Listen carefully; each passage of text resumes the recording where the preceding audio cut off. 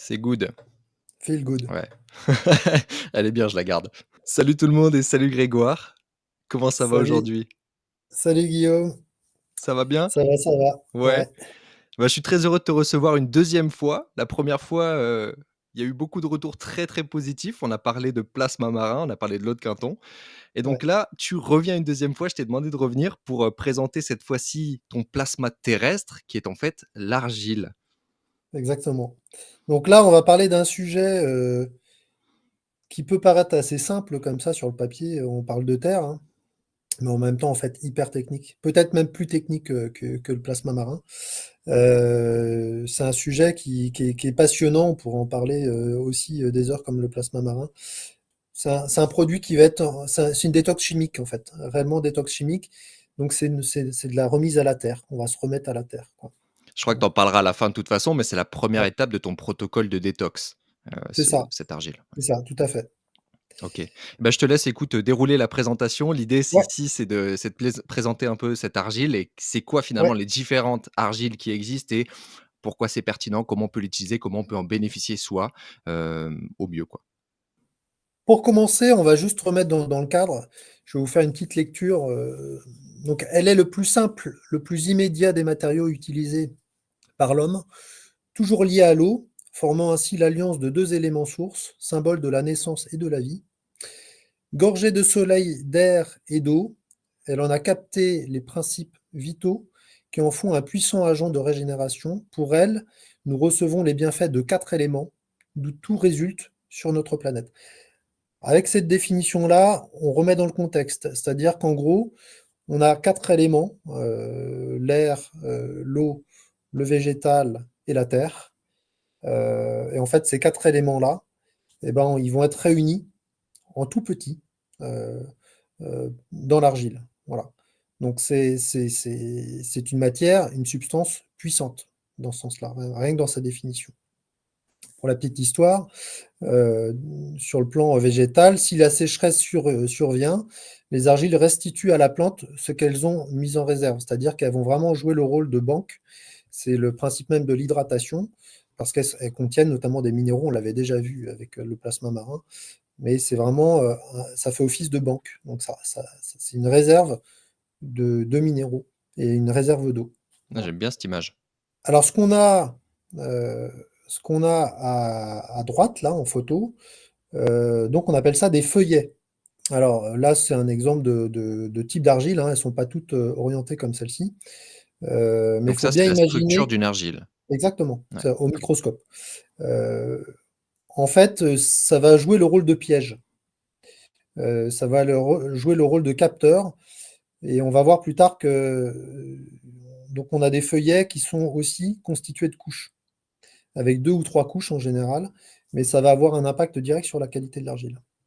Donc par Donc en feuillet, fait par petite, feuille qu'on voit ici, il va y avoir ouais, plusieurs couches possibles. exactement. Il y a encore donc dans chaque feuille, il y a encore des couches et avec des espaces interfoliaires. On le verra tout à l'heure. En fait, elle provient de la décomposition de roches mères cristallisées, telles que le granit. Alors sa définition chimique, en fait, on dit que c'est des silicates d'alumine. Donc là, on va parler de celles qui nous intéressent, hein, donc le kaolin, montmorillonite, illite, celles pour un usage, on va dire, plutôt thérapeutique. Donc on les appelle donc leur forme chimique, c'est silicates d'alumine. Et elles sont donc hydratées, dans lesquelles sont imbriqués des minéraux, donc c'est des éléments étrangers, en fait, qui viennent se briquer dessus. Et c'est ça qui va faire le côté hydratant, élastique aussi, plastique, et ça, c'est dû justement à sa structure en feuillet.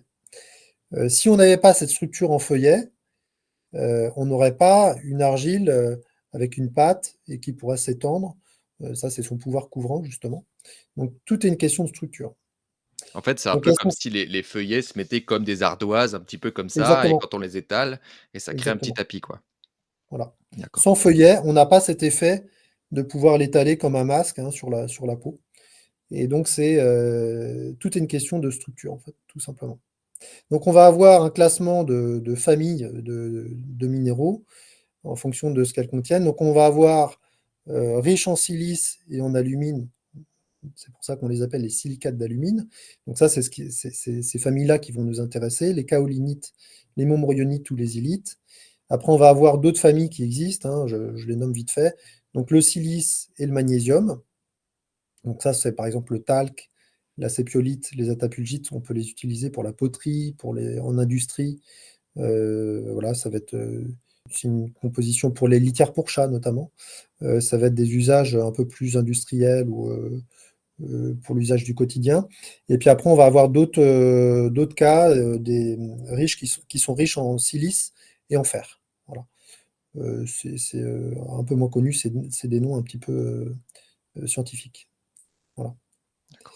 On voit sur la photo d'en bas, en fait, que donc on a une feuille. Dans cette feuille, quand elle est zoomée, on a des feuillets. Et en fait, ce qu'on voit juste à côté, justement, là, vous avez 2 couches par feuillet. On est un petit peu, là c'est une parenthèse, mais on est un petit peu dans la géométrie sacrée quand même, hein. C'est intéressant ça. Une parenthèse qu'on pourrait pousser très, très loin, mais c'est intéressant. Voilà, donc ça veut dire quand même que ça a forcément un impact informationnel sur notre corps. Tout à fait. Purificateur, purificateur. Alors l'argile, bah, sa fabrication, on va recommencer, on va partir du départ. Donc elle se trouve sous forme de gisement exploité souvent à ciel ouvert. En fait, elle est mise à nu, elle va être déblayée, on va retirer en fait les éléments indésirables qu'on n'a pas besoin, sélectionner, analyser. Puis en fait, elle va être transportée et stockée pour être séchée au soleil, puis déshydratée au four. Alors attention, vous avez beaucoup d'intervenants qui mettent que leur argile, elle est séchée au soleil. Oui, mais ils n'ont pas fini leur phrase.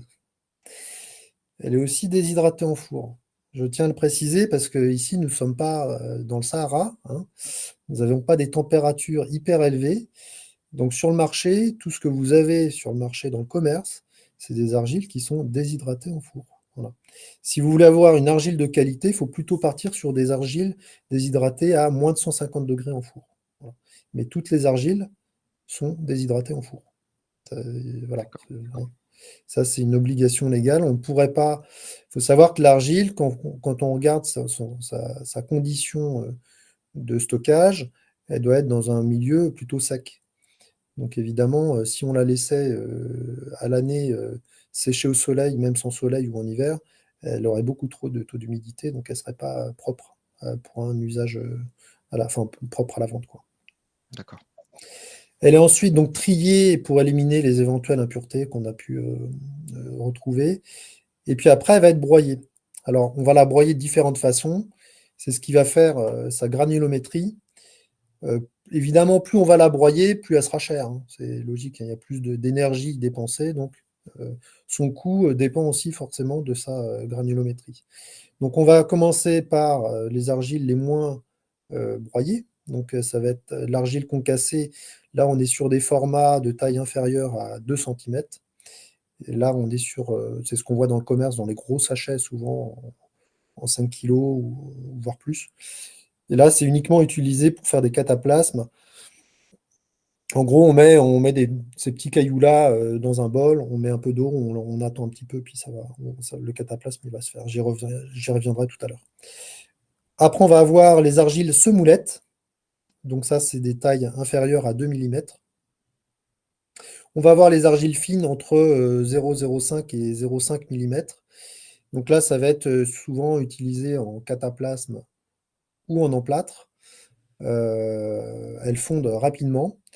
Et en fait, ça va être utilisé pour la préparation. C'est plus pour un usage masque, voilà.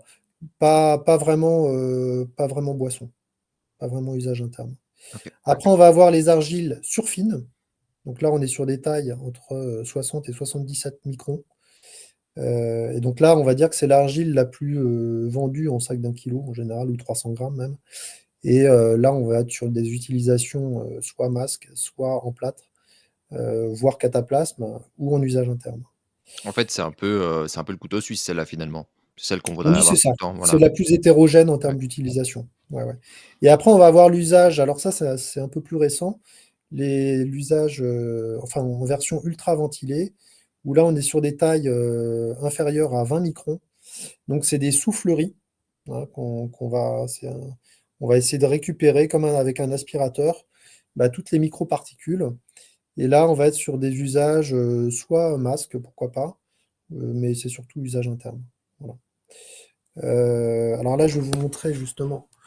J'ai mis. Attends, je vais essayer de te mettre en plus gros. Ouais. Voilà, c'est bon. Donc là, vous avez un exemple. Ça, Recule-le c'est un une petit peu. surfine. Recule-le un Ouais. petit peu. Ouais, nickel. Là, vous avez un exemple de surfine et puis de smoulette. Ouais, Voilà. donc c'est un peu plus gros sur la droite. Et Voilà. là, vers toi, c'est la surfine, donc beaucoup plus fin. C'est C'est vrai ça. que, bon, là, avec la qualité de l'image, peut-être qu'on ne distingue pas très très bien, mais c'est très intéressant. Voilà. Ouais. Moi, celle que je propose, c'est la surfine, donc celle de gauche. Mais là, par exemple, c'est exactement la même argile, hein. Oui. Sauf que la granulométrie n'est pas la même et la couleur n'est pas la même, comme on a pu le voir. Alors après, donc là, on va rentrer un peu plus dans le détail et dans la partie un peu technique. En fait, les argiles, elles ont des propriétés et donc différentes couleurs. Donc la première des propriétés, donc elle est absorbante. Tout le monde connaît le terme d'absorbant, donc c'est un phénomène physique et chimique dans lequel un corps est imprégné par un autre. C'est l'image d'une éponge en fait, hein, qui va. Donc il y a un autre corps qui va s'imbriquer dans l'éponge. Et donc c'est un système de. Enfin, ce dernier étant retenu par la puissance de la capillarité. En fait, quand on prend aussi l'exemple des racines d'un arbre, quand l'arbre va capter par les racines les minéraux, il y a un principe de capillarité. Donc ça va pomper, capter. Voilà. Alors, il faut savoir que ce pouvoir absorbant, on peut faire une expérience notamment avec on prend un œuf cru et on va lui mettre de l'argile tout autour. Eh bien, au bout de quelques heures, en fait, son poids, il va être divisé par 3. Alors qu'en fait, la coquille, elle va pas être endommagée. Ça, c'est assez incroyable.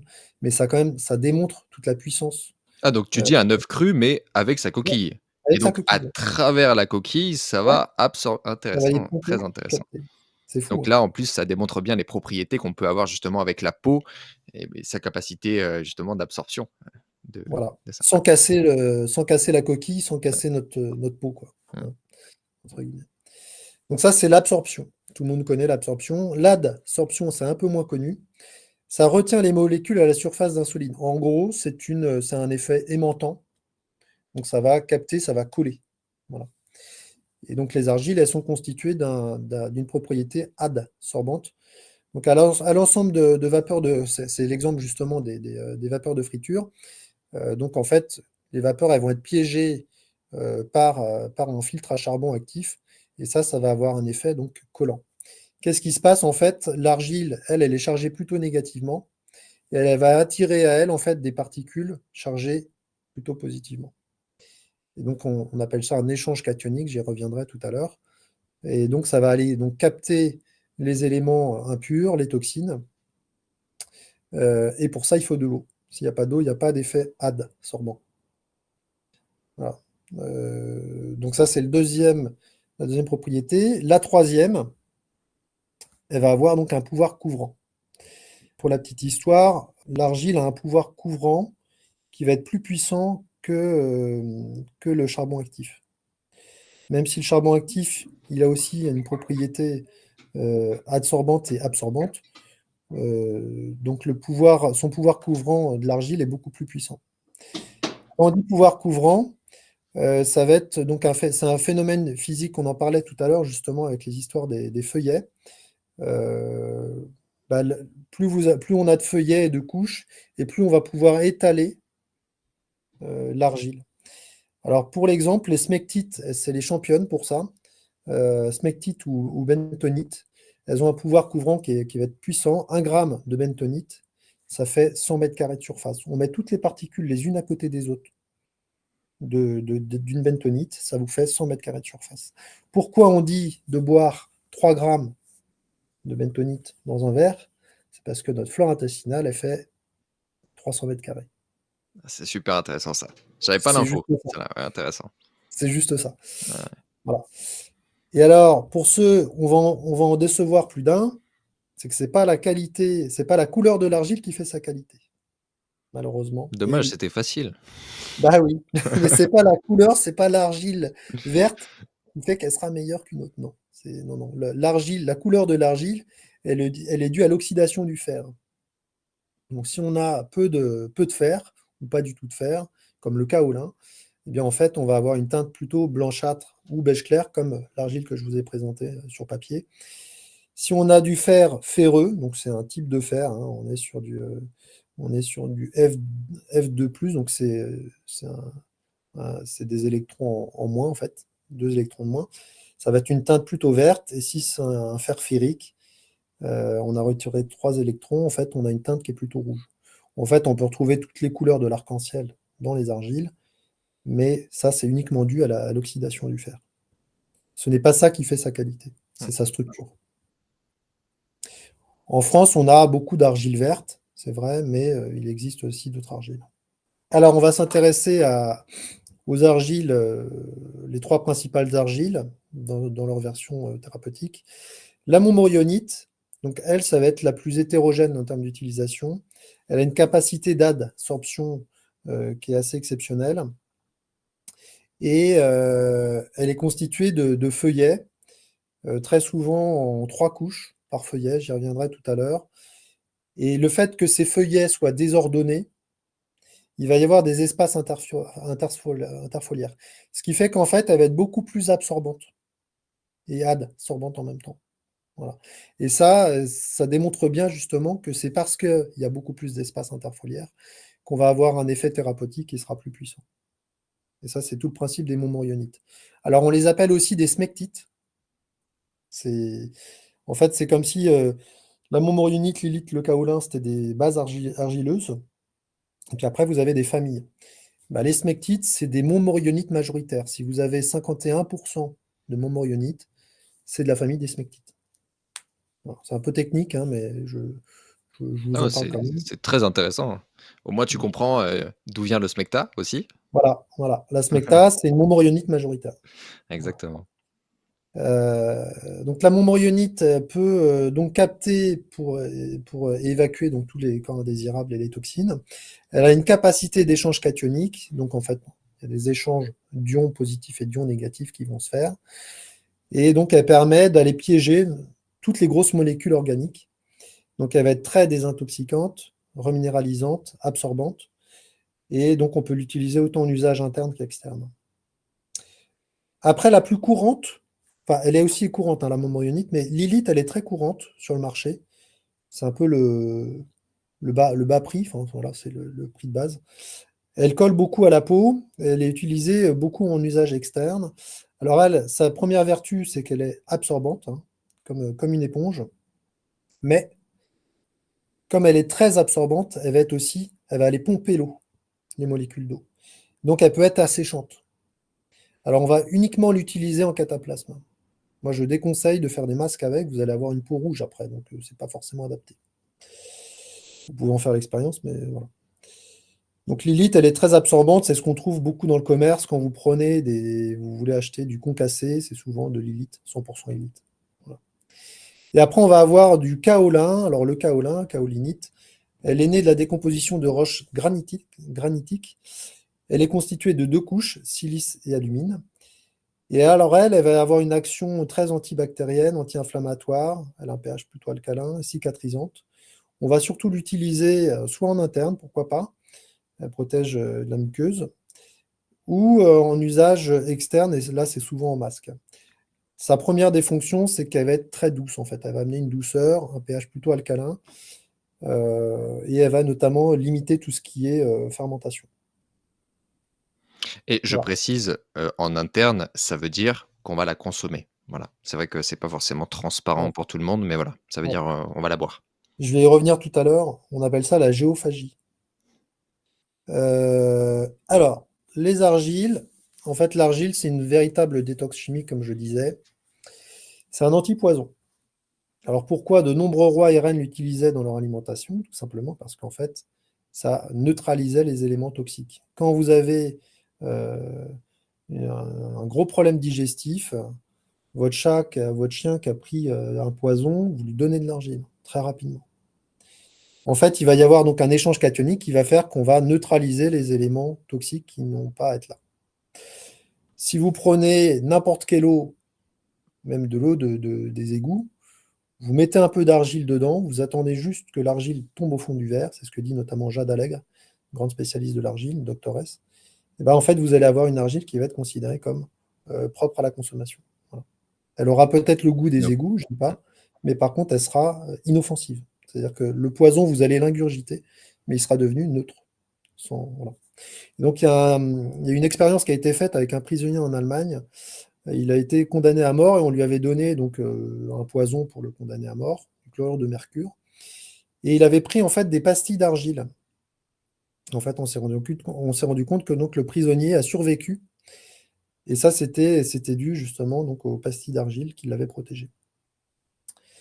Antibactérien, antigerme, il faut savoir que l'argile, elle va avoir, en usage interne, un effet de filmer, d'amener un tapis au niveau de la flore intestinale.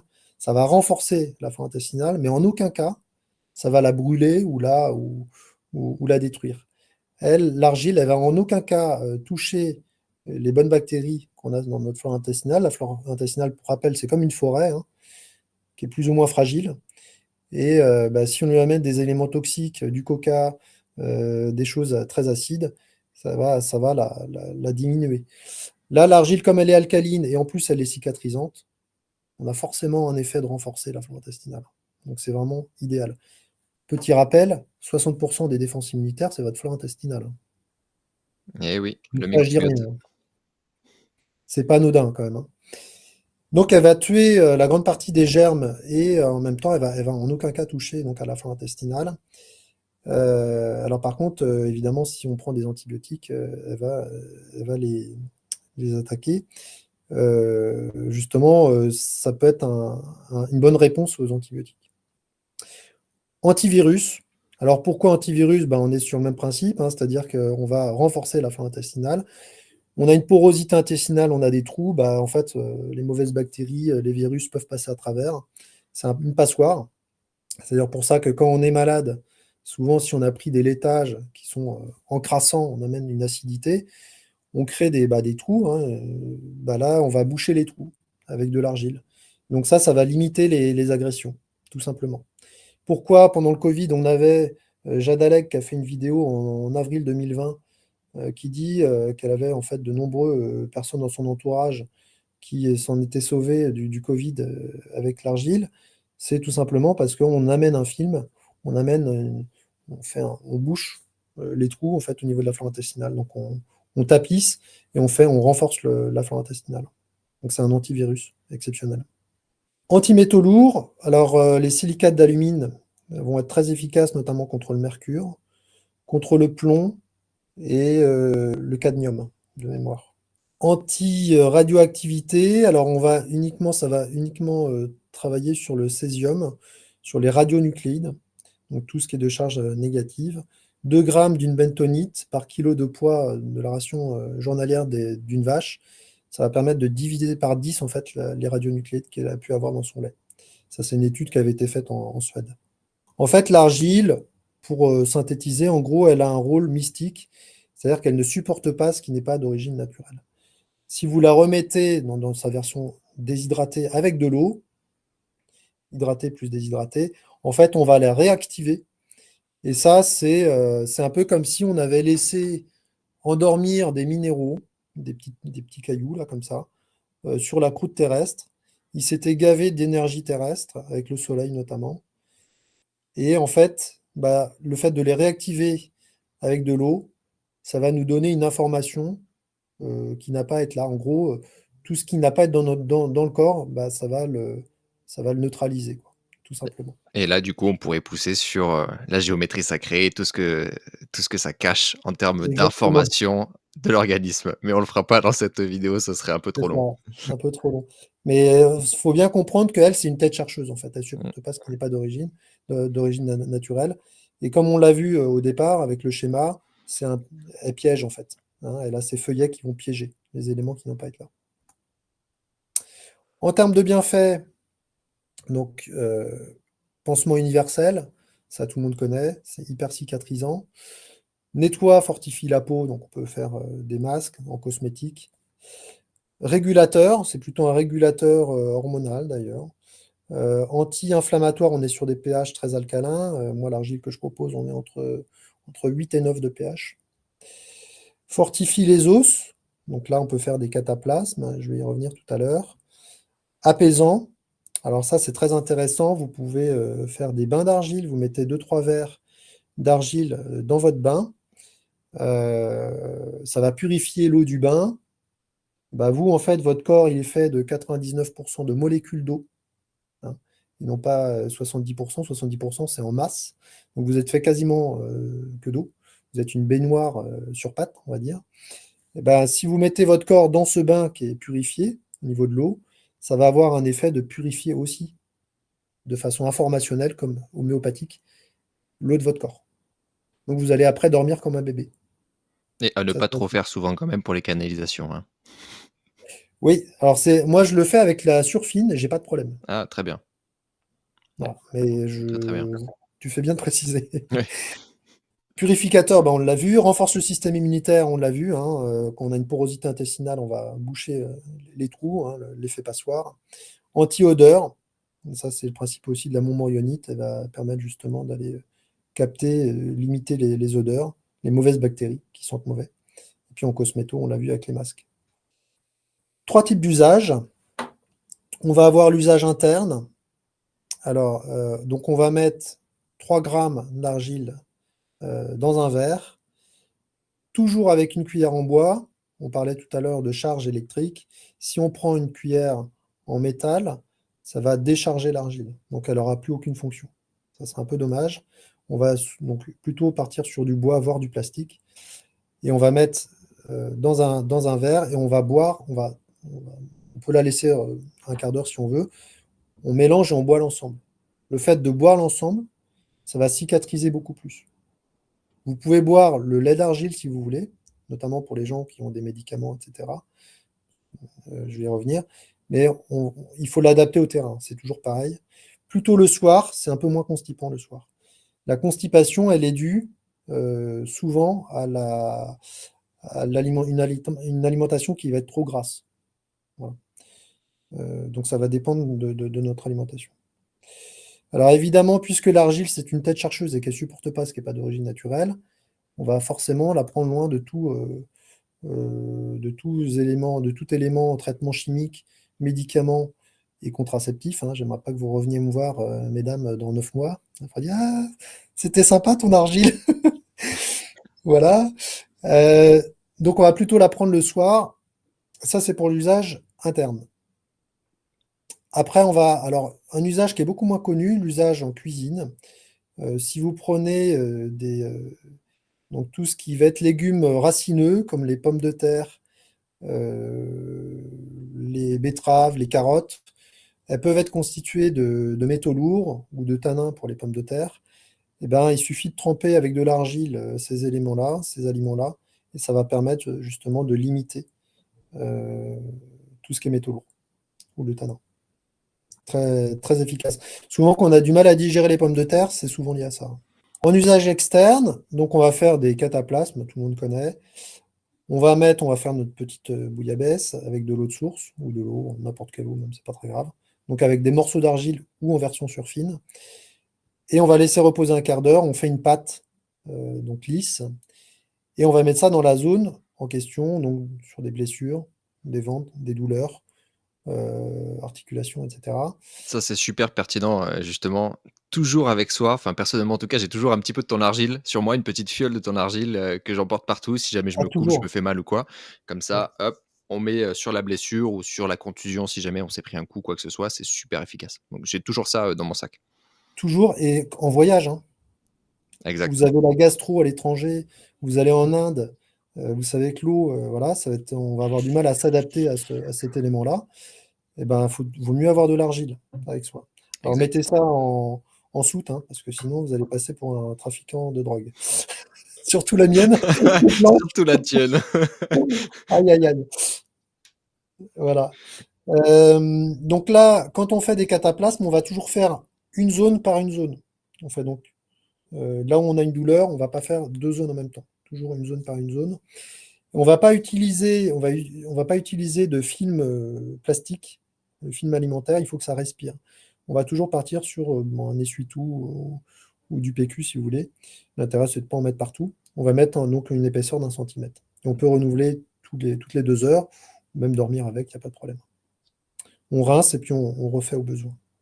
Quand vous avez notamment une otite, vous allez mettre de l'argile derrière l'oreille. Pas dedans, hein, derrière l'oreille. Et ça va avoir un effet d'aller pomper, capter les éléments qui ne vont pas être là. Il n'y a pas de contre-indication en tant que telle, si ce n'est pour les gens qui font de l'hypertension, il faut la limiter, et pour les problèmes rénaux.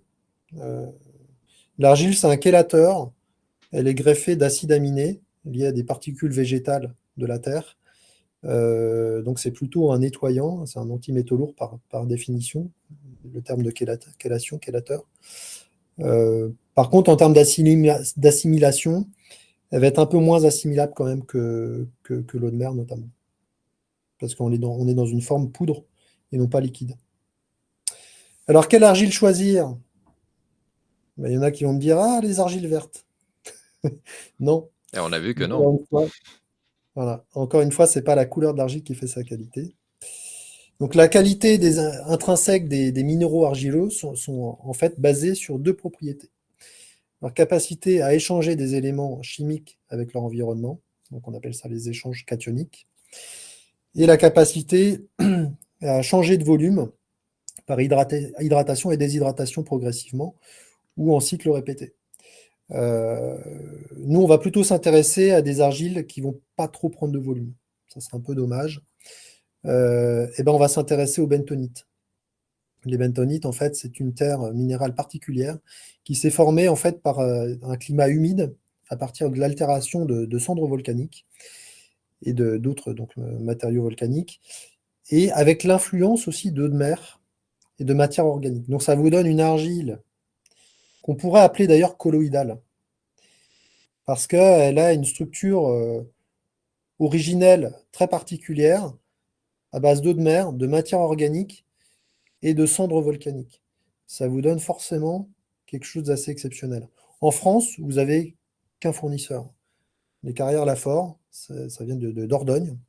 Et je pense qu'historiquement, il y avait donc un environnement qui était volcanique et la mer qui n'était pas si loin que ça.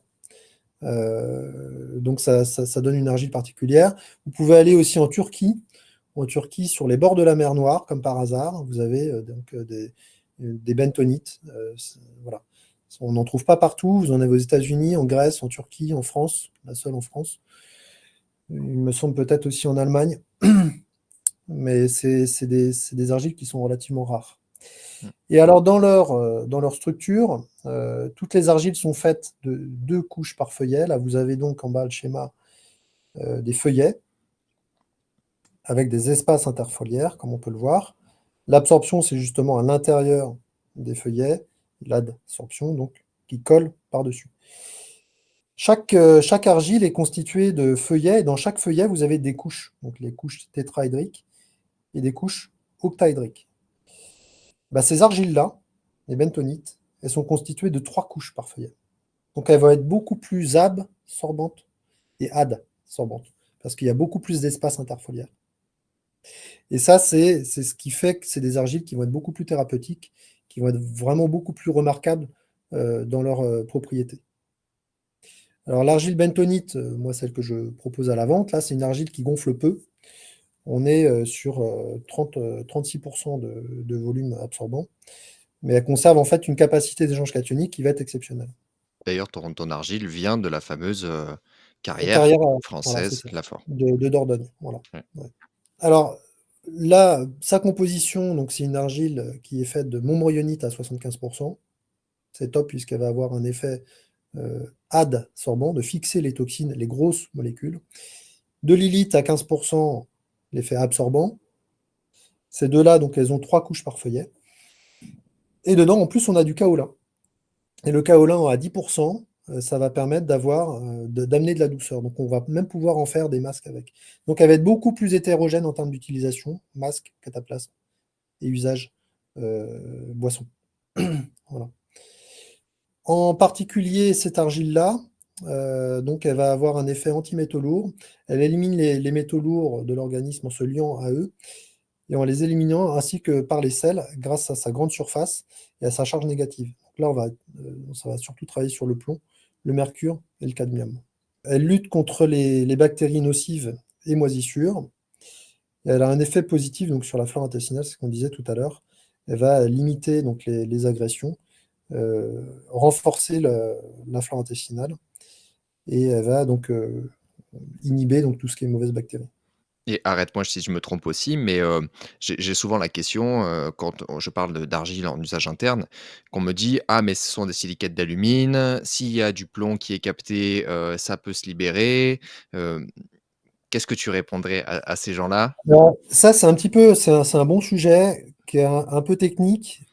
En fait, il y a des normes sanitaires qui existent sur le marché, qui sont de 3 milligrammes par kilo de teneur en plomb maximale. Je ne sais pas si vous imaginez ce que c'est 3 milligrammes. Une petite cuillère, donc c'est 3 grammes. D'accord? Une petite cuillère légèrement bombée, c'est 3 grammes. 3 milligrammes par kilo. D'accord? Donc on est vraiment sur de très très très faibles quantités. Dans le livre de L'argile qui guérit de Raymond Dextrait, et dans les réponses qu'a pu donner notamment Jade Allègre, donc une doctoresse qui a fait une thèse sur l'argile, elle dit que comme elle est chélatrice, c'est ce que je disais tout à l'heure, elle est justement anti-métaux lourds. Donc elle va avoir un effet de limiter le plomb. Aujourd'hui, il n'y a pas d'étude qui a montré qu'il y avait du plomb. Si on boit de l'argile, euh, il n'y a pas d'étude qui a montré qu'en fait, il y avait du plomb dans le sang. Voilà. Le plomb ne passe pas la barrière intestinale, ne passe pas à travers. Voilà. Alors moi, j'aimerais qu'on me montre l'inverse, Mmh. mais pour l'instant, moi, j'ai pas, voilà. Et pour ce Alors qui est après, de l'alumine, après il y a aussi une question de température, donc là on passe sur l'autre sujet, mais en mm, fait la structure de l'argile ne se défait pas tant qu'on ne monte pas au-delà d'une certaine température. ouais, c'est ça, tout à fait. Et Ouais, donc comme on est dans le corps à 37 degrés interne, normalement ça ne se défait pas. C'est une voilà, température qui est basse. voilà. Bon voilà, après, il y a des règles sanitaires, hein, je vais pas, voilà. Si vous n'avez pas d'indiqué sur un packaging usage interne, c'est parce que 99% des argiles qui sont vendus sur le marché ne peuvent pas l'indiquer. Donc je ne vais pas vous encourager à en boire en usage interne. Tout à fait. De toute façon, Par toujours contre, demander conseil à son médecin, la exactement, référence classique. Voilà. exactement.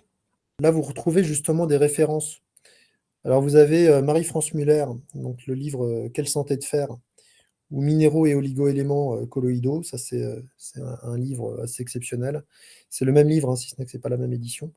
C'est là-dessus que je m'étais basé mes travaux, notamment en partie sur le plasma marin. Jade Allègre, donc sa thèse. Alors, c'est un peu technique, mais pour ceux qui, vous pouvez la Qui retrouver est très intéressante. facilement. Ouais, ouais. Vous pouvez la retrouver en ligne. Elle a fait pas mal de vidéos, et vous pourrez retrouver aussi son, sa thèse. Vous avez Marie-France Muller, sur lequel je me suis basé aussi pour ces travaux. L'argile facile, un petit bouquin. Vous avez une Bible, c'est L'argile qui guérit de Raymond Dextrait, qui est une base de travail, où là, on va plutôt parler en usage externe, en cataplasme. Ouais. Et après, vous pouvez retrouver aussi sur mon site, donc, quelle argile choisir, pour trouver un certain nombre d'éléments qu'on a pu déjà travailler ensemble. On parlait tout à l'heure du protocole que j'ai mis en place. Donc là, vous retrouvez, en fait, on le détaillera un peu plus tard, parce qu'on va refaire une vidéo sur la sève de bouleau dans sa version lacto-fermentée. Tout à fait. En fait, vous avez donc l'argile bentonite. On va prendre ça plutôt le soir avant de se coucher, donc 5 grammes dans un verre avec de l'eau. 3 grammes, pardon. On remue, on boit l'ensemble, ça va permettre de cicatriser la flore intestinale, antichimique, drogue, métaux lourds, médicaments. Et on va faire le matin la sève de bouleau lacto-fermentée. Dans sa version lacto-fermentée, en fait, c'est notre fournisseur de bonnes bactéries. Elle va nettoyer les organes de détox, le foie, les reins, tout le système digestif, et en même temps probiotique. Donc avec ces deux éléments-là, en fait, on va bichonner la flore intestinale, c'est plus de 60% des défenses immunitaires. Et quand on a fait ça, après, on va se reminéraliser. Et là, maintenant, vous connaissez l'eau de mer, toujours diluée avec de l'eau.